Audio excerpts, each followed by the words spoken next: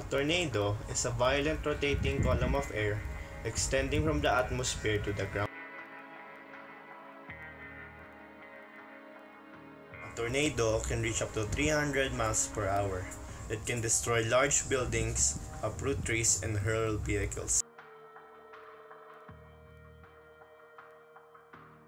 Tornadoes form when two air masses meet, which are warm, moist air and cool, dry air.